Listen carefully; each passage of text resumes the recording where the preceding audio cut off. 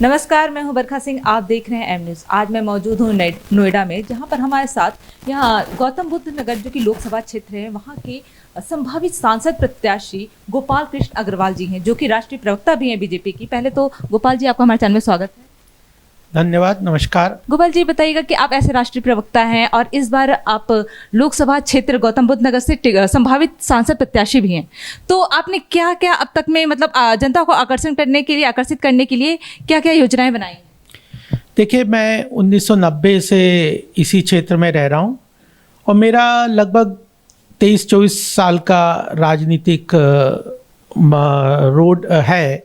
मैंने लगभग 2000 में भारतीय जनता पार्टी को ज्वाइन किया था और उसके पहले मैं संघ के विभिन्न संगठनों में काम करता रहा हूँ। 1975 में इमरजेंसी के समय मैंने सत्याग्रह भी किया था और 3 महीने इंदिरा गांधी की डिक्टेटरशिप के खिलाफ सत्याग्रह किया था, जेल भी रहा हूँ। तो मेरा एक लंबा सफ़र है सामाजिक कार्यकर्ता के रूप में, 25 वर्ष का लगभग पहले का, और उसके बाद लगभग 23 वर्ष का राजनीतिक सफ़र है। भारतीय जनता पार्टी के अलग पदों पे मैं केंद्र में काम किया, प्रदेश कार्यकारिणी का भी मैं अभी सदस्य हूँ, केंद्रीय का जो कार्यकारिणी है भाजपा की उसका भी सदस्य हूँ, राष्ट्रीय प्रवक्ता हूँ। इस क्षेत्र में अनेकों काम किए हैं और इस क्षेत्र में चाहे जो श्री जी गौ सदन की स्थापना है, अनेक तरह के कार्यक्रम, जलाधिकार फाउंडेशन के माध्यम से तालाबों का रिवाइवल की बात है, और अपने आप में जब कोविड के समय में दोस्त संस्था के माध्यम से जो निशुल्क भोजन वितरण का पूरा 2 साल तक हम 3 कम्युनिटी की किचन चलाते रहे, और भ्रष्टाचार के खिलाफ भी मैंने कई आंदोलन भी किए हैं, उसमें कार्य किया है। इस क्षेत्र में कई मुद्दे मैंने पहले भी उठा के उनके ऊपर भी काम किया है। कौन से मुद्दे थे? हाँ, जब मैं 2014 से बहुत सक्रिय रूप से गौतम बुद्ध नगर की राजनीति में सक्रियता से काम कर रहा हूँ। मैं ग्रामीण क्षेत्र में उस वक्त 2014 के पास भी काफ़ी घूमा था। मुझे लगा कि यहाँ पे लगभग 3 लाख लीटर दूध रोज प्रोड्यूस होता है इस क्षेत्र में, लेकिन किसानों को उस दूध की पूरी तरह से सही आमदनी राशि उनको मिलती नहीं है। तो मैंने एक मिल्क कोऑपरेटिव मूवमेंट तब शुरू किया था। उसके बाद भी मैंने एक और चीज़, बहुत महत्वपूर्ण मुद्दा जिसको मैं आगे लेके भी चल रहा हूँ, वो मैं देख रहा हूँ कि यहाँ की जितनी भी RWA हैं वह किसी भी तरह से राजनीतिक रूप से वो सशक्त नहीं है। तो उनके लिए भी मैंने कई तरह के मुद्दे उठाए। मैं देखिए कानूनी तौर पे किसी भी समस्या के लिए आंदोलन के साथ समाधान के रूप में भी काम करता हूँ। तो मैंने यह मांग भी रखी है, जो मैंने अपने एक क्षेत्र के लिए संकल्प पत्र की तरह से वो रखा है बात, उसमें यह है कि RWA का राजनीतिक सशक्तिकरण होना आवश्यक है। उसके लिए नगर राज बिल भी एक महत्वपूर्ण कड़ी हो सकती है, उसके ऊपर भी मैंने काफ़ी काम किया है, उसको भी लेके मैं आगे चल रहा हूँ। सबसे बड़ी समस्या इस क्षेत्र की है होम बायर्स की, और वो होम बायर्स की समस्या काफ़ी विकट है। लगभग 2.5 लाख ड्वेलर्स हैं जिनको किसी न किसी कारण से उनको अपना घर आशियाना नहीं मिला है। उनके लिए भी हम एक पूरी तरह से उनके सॉल्यूशन के ऊपर भी काम कर रहे हैं, क्योंकि मैं बैंक ऑफ बड़ौदा के बोर्ड पे भी रहा हुआ हूँ। मैं अपने आप में चार्टर्ड अकाउंटेंट भी हूँ और आर्थिक विषयों को भी समझता हूँ, पढ़ता हूँ, जानता हूँ, और एक IBC company, insolvency bankruptcy court की कंपनी में भी इंडिपेंडेंट डायरेक्टर के रूप में काम मैं जिम्मेदारी है। मैं इस सारे विषय को अच्छी तरह से जानता हूँ, तो उसके निदान के लिए, उसके सॉल्यूशन के लिए भी मैं एक व्यापक रोड मैप बना के चलता हूँ। और इसमें मुझे स्पष्ट रूप से है कि होम बायर्स का जो इशू है वो राजनीतिक विल पावर के माध्यम से ही उसका निदान हो सकता है, क्योंकि लीगेसी इशू है। अथॉरिटीज़ के कुछ कॉम्प्लिकेटेड डिसीजंस थे पहले की सरकारों के, वो अनडन तो अब हो नहीं सकते, लेकिन उसके कारण जो आम जनता को या होम बायर्स को नुकसान हुआ, उसकी भरपाई किसी न किसी तरह उसको राजनीतिक विल से ही हो पाएगी।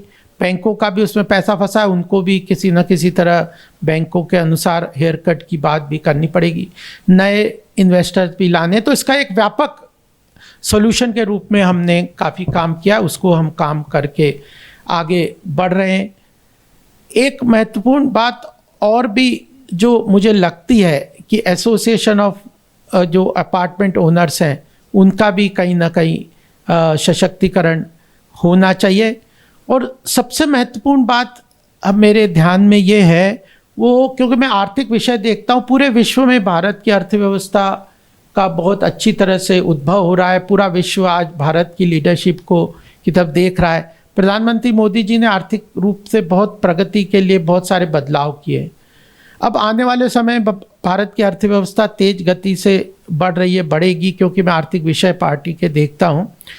तो उसमें भारत का ग्लोबल इकोनॉमी में बहुत बड़ा रोल होने वाला है। और भारत की अर्थव्यवस्था को तेज गति प्रदान करने में इस वक्त कोई सक्षम प्रदेश है तो वो उत्तर प्रदेश है। और उत्तर प्रदेश की अर्थव्यवस्था को तेज गति प्रदान करेगा वो गौतम बुद्ध नगर करेगा। तो आरडब्ल्यूए का सशक्तिकरण, होम बायर्स की समस्या का निदान राजनीतिक विल पावर के द्वारा, और गौतम बुद्ध नगर को एक ऐसे आर्थिक क्षेत्र के रूप में विकसित करना, चाहे वो इंटरनेशनल फाइनेंशियल हब हो, इंटरनेशनल आर्बिट्रेशन सेंटर हो, इंटरनेशनल डिज़ाइन सेंटर हो, एजुकेशन सेंटर हो। यहाँ का गौतम बुद्ध नगर का इंफ्रास्ट्रक्चर बहुत अच्छा है। Eastern peripheral, western peripheral, Dadri multi nodal transportation hub, जेवर एयरपोर्ट, दिल्ली के पास से प्रॉक्सिमिटी, एनसीआर के अंदर है, लैंड की अवेलेबिलिटी है, पावर की अवेलेबिलिटी है, पानी की अवेलेबिलिटी है। तो यहाँ पे अर्थव्यवस्था को, बिजनेस और फाइनेंस को समझने वाला व्यक्ति प्रतिनिधित्व अगर करेगा तो गौतम बुद्ध नगर योगी जी के नेतृत्व में यूपी की इकोनॉमी को प्रोपेल कर सकता है, और यूपी ही भारत की इकोनॉमी को प्रोपेल कर सकता है। तो ये 3 महत्वपूर्ण मुद्दे हैं जिनके लिए मैं सोचता हूँ कि मैं अच्छी तरह से उन क्षेत्र में काम कर सकता हूँ। तो ऐसे ही जैसे आप रोजगार की भी बातें कर रहे हैं, तो रोजगार तो नोएडा और ग्रेटर नोएडा में है, पर और भी जैसे क्षेत्र हैं, खुर्जा हो गया, और भी गौतम बुद्ध नगर में बहुत सारी जगह जो लगते हैं, जो क्षेत्र लगते हैं, वहाँ पर रोजगार की सुविधा नहीं है। इस पर आप कुछ कहना चाहेंगे? देखिए, कई लोग रोजगार का बहुत लिमिटेड इसका डेफिनेशन का लेते हैं कि सरकारी नौकरी मिल जाए या प्राइवेट सेक्टर की नौकरी मिल जाए। रोजगार अपने आप में एक व्यापक डेफिनेशन इसकी होनी चाहिए। स्वरोजगार को भी रोजगार मानते हैं, एंटरप्रेन्योरशिप की आवश्यकता है, सेल्फ एम्प्लॉयमेंट की आवश्यकता है। हमारे प्रधानमंत्री जी के 2 महत्वपूर्ण जो डिसीजंस हैं, अभी एसबीआई ने एक रिपोर्ट लेके आए थे। एसबीआई की रिपोर्ट में आया था कि जो स्वनिधि है हमारे प्रधानमंत्री मोदी जी की केंद्र की जो नीति है, उसके माध्यम से जो छोटे छोटे लोन मिल रहे हैं, जो हैंड होल्डिंग एंटरप्रेन्योरशिप की हो रही है, उसका बहुत व्यापक रोजगार सृजन में एक परिणाम के रूप में आगे आ रहा है। अभी 17 सितंबर को प्रधानमंत्री जी के जन्मदिन पे विश्वकर्मा योजना हम लोगों ने डिक्लेयर की है केंद्र में। उसमें 18 अलग अलग छोटे छोटे कामगार, जैसे नाई है, बढ़ई है, जो रिपेयर की शॉप लेके चलता है, ऐसे 18 छोटे छोटे ग्रामीण क्षेत्रों में काम करने वाले कॉटेज जिसको रोजगार, मूर्ति बना रहा है, शिल्पकार है, इस तरह के छोटे छोटे लोगों को भी 15,000 की टूल किट देने की उसमें सब्सिडी की बात है। उसके साथ 3 लाख रुपए का उसको कम आय पे लोन देने की बात है, और उसके बाद उसको मार्केटिंग सपोर्ट देने का पूरा प्रावधान है। तो हमने यहाँ पे एक नमो सेवा केंद्र भी बनाया। यहाँ पे अभी आप देखेंगे तो यहाँ पे नीचे उतर के देखेंगे कि ये नमो सेवा केंद्र है। बहुत सारे सरकारी योजनाएं हैं जिनका जो लाभ है कुछ लोगों तक पहुँच नहीं पा रहा, या तो उन लोगों को उन योजनाओं का लाभ की जानकारी नहीं है, जानकारी है तो उनको डॉक्यूमेंटेशन कैसे करना उसकी जानकारी नहीं, और डॉक्यूमेंटेशन करके कहाँ सबमिट करना, ताकि वो सरकारी योजनाओं का लाभ पूरी तरह से ले सके। इसके लिए हमने नमो सेवा केंद्र यहाँ पे बनाया, जिसमें विभिन्न सरकारी योजनाओं की जानकारी तो उनको मिलेगी, उनके डॉक्यूमेंटेशंस के पूरे हमारे पास पूरा टीम है जिनके पास पूरे हर योजना का डॉक्यूमेंटेशन, क्या डॉक्यूमेंट भरना है, कौन एलिजिबल है, किस मिनिस्ट्री में उसको सबमिट करना है, इस सब की हेल्प डेस्क, हमने एक हेल्प डेस्क नंबर भी शुरू किया है, और उसको उस योजना से जोड़ के उस योजना का उसको लाभ मिल सके। तो जो प्रधानमंत्री का विजन है 100% सैचुरेशन, जो सरकारी योजनाओं का लाभ जो भी एलिजिबल किसी भी क्षेत्र में उसको उस योजना के साथ जुड़ के उसका लाभ मिल सके, इस सपने को हम प्रधानमंत्री का सच करने के लिए हमने नमो सेवा केंद्र यहाँ पे स्थापित किया। और ऐसे ही दादरी, खुर्जा, जेवर, ग्रेटर नोएडा यहाँ पे पूरी तरह से प्लान हो गया। तो नमो सेवा केंद्र के रूप में हम स्टैब्लिश कर रहे हैं सरकारी योजनाओं के साथ लोगों को जोड़ने का। तो एक व्यापक विजन के साथ, क्योंकि मैं समझता हूँ कि जनता का प्यार, अपने क्षेत्र का स्नेह और उनकी आवश्यकताओं की पूर्ति के लिए संवेदनशील होना ही राजनीतिक रूप से किसी को सशक्त करता है, उसका राजनीतिक जो मार्ग है उसको प्रशस्त करता है। तो मैं इन क्षेत्रों में काम कर रहा हूँ। तो आर्थिक विषय ले लो, जन कल्याणकारी योजनाओं से जोड़ने की बात हो, RWA का सशक्तिकरण की बात हो, होम बायस की बात हो, उन सब क्षेत्रों को लेके मैं काम कर रहा हूँ। सरकार जो ऐसे योजनाएं जो निकालते भी है तो वो धरातल तक, मतलब जो जनता तक है, बिल्कुल पिछड़े जो जनता है वहाँ तक नहीं पहुँच पाती है। तो इसमें क्या कमी आ रही है? देखिए, जब हम, अगर हमारे को स्वतंत्र हुए 75 वर्ष हमारे देश को हो गए हैं, 2014 में हमारी सरकार बनी थी, जितनी भी सरकारी योजनाएं थी उनका पेनिट्रेशन उस वक्त तक मात्र 30 से 35% का एवरेज था। ऐसा नहीं था कि इंदिरा गांधी आवास योजना थी, राजीव गांधी जी ने खुद प्रधानमंत्री होते हुए कहा था कि जन कल्याणकारी योजनाओं का जो डिवोल्यूशन है वो मात्र 15% ही बेनिफिशियरी के पास जा रहा है, 85% तो कहाँ जाता है यही नहीं पता है।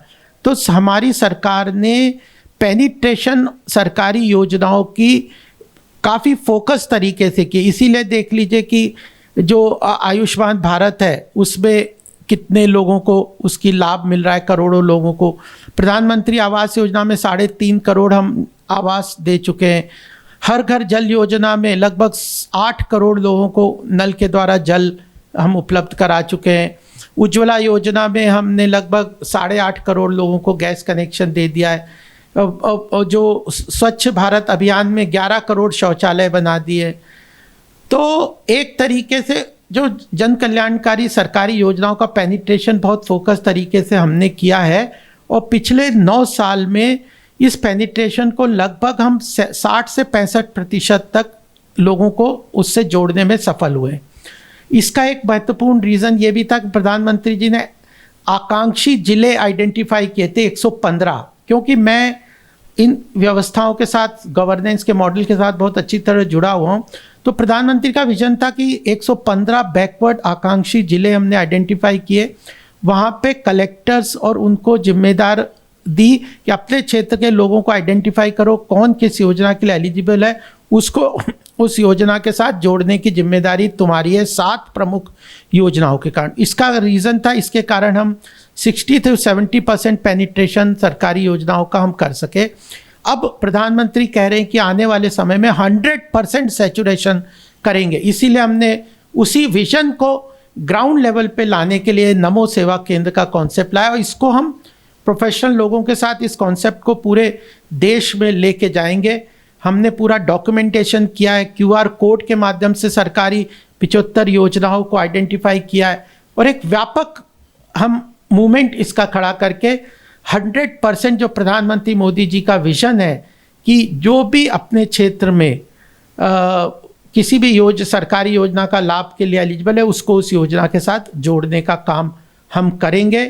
तो प्रधानमंत्री का तो एक व्यापक विजन है, पूरे देश का विजन है। उत्तर प्रदेश के योगी जी का पूरा उत्तर प्रदेश के लिए विजन है। मेरा अपना विजन गौतम बुद्ध नगर के लिए 2030 में गौतम बुद्ध नगर कैसे एक भारत के लिए, उत्तर प्रदेश के लिए नहीं, विश्व में एक आर्थिक प्रगति का सिंबल बन के उस भारत की पूरी अर्थव्यवस्था को प्रोपेल करने की जो इसमें सक्षमता है उस चीज़ को कैसे क्रियान्वित करूं, इस विजन को लेके मैं आगे चल रहा हूं। तो जैसे आप ऐसे चार्टर्ड अकाउंटेंट थे और फिर राजनीति में आए और अब आप संभावित सांसद प्रत्याशी हैं, तो आपने क्या सोचा है कि अब इस पर आ गए हैं तो इस पर आगे बढ़ना है और टिकट आपको मिल जाए, तो इसके लिए आपके क्या वादे क्या हैं जनता से? नहीं, मैंने तो अपना विजन रखा है और मैं राजनीतिक क्षेत्र में 23 वर्ष से काम कर रहा हूँ। राजनीतिक क्षेत्र में जो भी काम करता है उसको किसी न किसी तरह से अपने क्षेत्र की जनता के साथ संपर्क रखना है, उसके साथ संवाद रखना है, उसकी आकांक्षाओं को, उसकी इच्छाओं को, उसकी आवश्यकताओं की पूर्ति के लिए काम करना है, वो कर रहा हूँ। पार्टी संगठन जो तय करती है उस तरीके से आगे बढ़ते हैं, लेकिन अपनी कॉन्स्टिट्यूएंसी को नर्चर करना, अपने को राजनीतिक प्रतिनिधित्व के रूप में स्थापित करना, और हर व्यक्ति का यह आकांक्षा होती है कि अगर वो किसी क्षेत्र में काम कर रहा है तो उसको आगे बढ़ के उस क्षेत्र का प्रतिनिधित्व करने का मौका मिले। तो मैं भी सोचता हूँ कि भारतीय जनता पार्टी अगर इस तरह की जिम्मेदारी मुझ पे सौंपेगी तो मैं अवश्य उस काम को आगे बढ़ाऊंगा। लेकिन मैं अपने इस क्षेत्र के लिए इसकी आकांक्षा, आवश्यकता और इस क्षेत्र को मजबूती से आगे बढ़ाने के लिए करता रहूं काम, आगे भी करता रहूँगा। रोड और रास्ते हमने जो गौतम बुद्ध नगर के देखे, नोएडा ग्रेटर नोएडा को छोड़कर, वो बहुत जगह के ऐसे हैं जो बहुत ही खराब हैं, बहुत स्थिति वहाँ की दयनीय है। और स्मार्ट सिटी ग्रेटर नोएडा और नोएडा तो है, पर जेवर हो गया, जहांगीरपुर हो गया, खुर्जा हो गया, ये सब स्मार्ट सिटी नहीं है। तो इनके लिए भी कुछ सोच के रखा है? नहीं, देखिए, अल्टीमेटली मैं तो एक संकल्प पत्र भी लेके आऊँगा ही, जल्दी उस पर काम कर रहे हैं कि हमारा क्या विजनरी डॉक्यूमेंट। 2019 में भी हमने एक नोएडा डायलॉग के रूप में एक विजन डॉक्यूमेंट किया था, यहाँ पे रिलीज़ किया था। तो हम उसी क्षेत्र में काम कर रहे हैं। जैसे दादरी में स्थिति है, कई तरह के वहाँ के समस्याएं, कहीं पे रोड की है, ओवर ब्रिज की है, कहीं पे जो पशु जो घूमते हैं उनकी समस्या है, कहीं हॉस्पिटल चाहिए, कहीं कॉलेजेस की व्यवस्था की चाहिए, रोड्स चाहिए। तो इन सब समस्याओं के लिए काम करते हैं। लेकिन जब तक जनप्रतिनिधि के रूप में सामने आते हैं तो ज़रूर हमारे पास पावर आएगा तो हम उस सारे काम को ग्राउंड लेवल पे लेके जाएंगे और उस चीज़ों को पूरी तरह से डेवलप करते हुए धरातल पे उतारेंगे। यहाँ पे एक स्वास्थ्य के लिए ओपन जिम की व्यवस्था भी करने का हमने एक संकल्प लिया, वो भी हम बहुत सारे ओपन जिम ग्रामीण क्षेत्र में ज़रूर स्थापित करेंगे। तो मैं तो कह रहा हूँ कि सर्वांगीण विकास की आवश्यकता, अगर ये इंटरनेशनल फाइनेंशियल हब बन गया तो यहाँ पे लोगों का एम्प्लॉयमेंट बनेगा। यहाँ पे इंटरनेशनल आर्बिट्रेशन सेंटर बन गया नोएडा, ग्रेटर नोएडा, गौतम बुद्ध नगर, तो अपने आप में बहुत बड़ा फाइनेंशियल जो इन्वेस्टमेंट है वो यहाँ अट्रैक्ट करेगा। यहाँ पे बहुत सारी इंडस्ट्री आना चाहती हैं, उन इंडस्ट्रीज़ को अगर कोई उनकी बातों को समझने वाला आदमी यहाँ पे आ गया, उनके साथ हैंड होल्डिंग करके काम करने वाला वाला आ गया, तो यहाँ पे बहुत बड़ा बदलाव आ सकता है। आपके जो वर्तमान सांसद हैं महेश शर्मा जी, इस टाइम पर तो वो पद पर हैं, पर यदि इस बार टिकट बीजेपी उन्हें न देकर आपको देती है तो वो किस आधार पे देगी? देखिए, मैं किसी के अगेंस्ट तो बोल नहीं रहा, मैं तो अपनी बात कर रहा हूँ। मैंने अपना विज़न दिया है, पार्टी तय करेगी, पार्लियामेंट्री बोर्ड तय करेगा। जो भी जिसको जिम्मेदारी, तो पार्टी में, संगठन में सबको अलग अलग तरीके से जिम्मेदारी दी जाती है। इतने वर्ष हमने भी तो संगठन में अलग अलग पदों पे काम किया है, हम तो जनप्रतिनिधि बने नहीं। तो ये तो चीज़ें अलग अलग बदलाव होते। पार्टी इतना बड़ा, एक 19 करोड़ 20 करोड़ हमारे सदस्य हैं, सबको अलग अलग जिम्मेदारी देती, बदलाव होते हैं। उसमें कोई किसी के अगेंस्ट या किसी के फेवर की बात नहीं है। सबको अलग अलग तरह की जिम्मेदारी से उस व्यक्ति का भी विकास होता है, संगठन का भी विकास होता है। नए नए लोग आगे बढ़ते हैं तो नए विजन के साथ, नई जोश के साथ, नए उत्साह के साथ, नए समीकरणों के साथ आगे बढ़ते हैं। तो इसमें पार्टी संगठन तय करेगी, उसी हिसाब से आगे काम करेगा। हमने उनके लिए काम किया है, अगर हमें टिकट मिलेगी तो हमें पूरा यकीन है कि वो भी हमारे साथ हमारे लिए करेंगे। पार्टी का जो फैसला होगा वो आपके लिए सर्वोपरि है?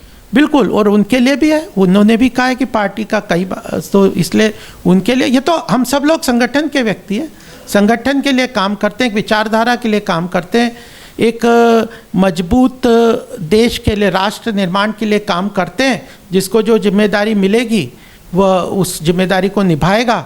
और बदलाव एक अपने आप में विकास का द्योतक है, हर को अलग अलग जिम्मेदारी मिलनी चाहिए, नहीं तो एक ठहराव आता है। जनता का कहना है कि वो चाहती है अब जो सांसद रहे वो क्षेत्र से जुड़ा रहे, वो धरातल रूप पे रहे, ताकि जनता अगर उससे मिलना भी चाहे तो मुलाकात हो सके। तो आपका क्या कहना है जनता से?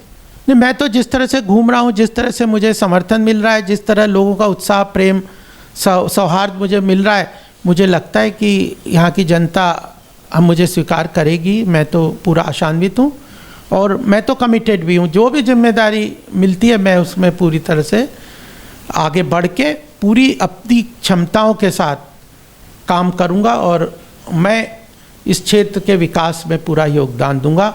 मैं हरदम राजनीति को कभी भी अपने क्षेत्र के साथ जोड़ के लेके चलता हूँ। विजन बड़ा होना चाहिए लेकिन एक्शन एक लोकल लेवल पे होना चाहिए। अगर आपका धरातल पे पैर नहीं है और आप विजनरी बातें करके, लोक लुभावन बात करके, हमने कई पार्टियों का हश्र देखा जिन्होंने झूठे वादे, लोक लुभावन बातें करके लोगों को बरगलाने की कोशिश की। अब जागरूक समाज है, राजनीतिक रूप से बहुत जागरूक हो गया और इस क्षेत्र का तो जो लोग हैं वो तो जागरूक, बहुत ज़्यादा जागरूक है। राजनीति की सभी पहलुओं को, सभी पक्षों को समझते हैं, तो वह उनकी बातों को कोई भी पार्टी इग्नोर नहीं करेगी। और मुझे तो बहुत सौहार्द, प्रेम और समर्थन मिल रहा है, तो मुझे आशा है कि आगे भी इसी तरह यहाँ की जनता मुझे अपना मान के आगे बढ़ाती रहेगी। और कोई संदेश जनता के लिए? मैं तो ये संदेश देना चाहता हूँ कि आने वाला समय भारत के लिए बहुत महत्वपूर्ण है, बहुत अच्छा है और हम सबका सौभाग्य है कि ये जो अमृत काल जिसको प्रधानमंत्री जी कहते हैं, हमारी स्वतंत्रता को 75 वर्ष हो गए और 100 साल अभी 2047 में होंगे, तो ये अमृत काल में हम लोग सक्षम रूप से काम करने के लिए अभी योग्य हैं। तो भारत की उन्नति, विकास में मोदी जी के नेतृत्व में हम आगे काम कर सकेंगे, कर रहे हैं, ये हमारे लिए सौभाग्य की बात है। उसमें गौतम बुद्ध नगर और उत्तर प्रदेश का बहुत योगदान है। योगी जी का नेतृत्व, हमें ऐसा ही अदम्य साहस वाला व्यक्ति का नेतृत्व उत्तर प्रदेश में मिला है, बड़ा पोटेंशियल है। लेकिन इन सारी चीज़ों में समाहित बात यह है कि जनता ये ना सोचे कि 5 साल में हमें वोट दे के हम अपने घर में बैठ जाएंगे। उन्हें पूरी तरह से जागरूकता से काम करना चाहिए।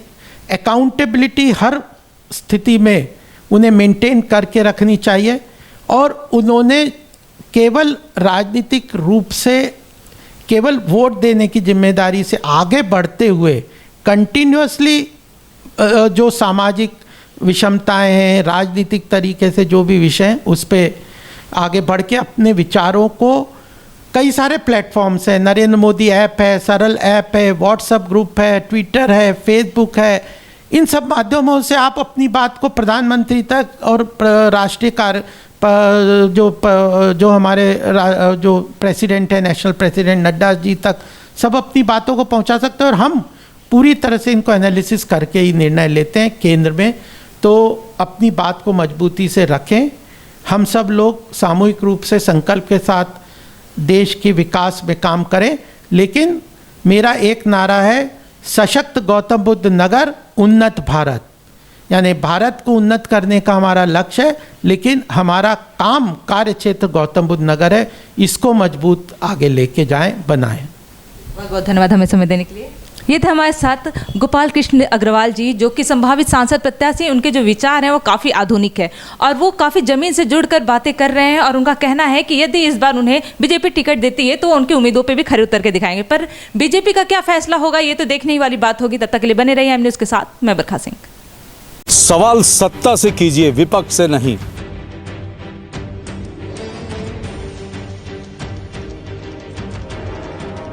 विपक्ष से सवाल करने वाले तो बहुत हैं, लेकिन सत्ता से सवाल करते हैं सिर्फ हम। इसलिए एम न्यूज़ के साथ जुड़िए और कीजिए सत्ता से सवाल।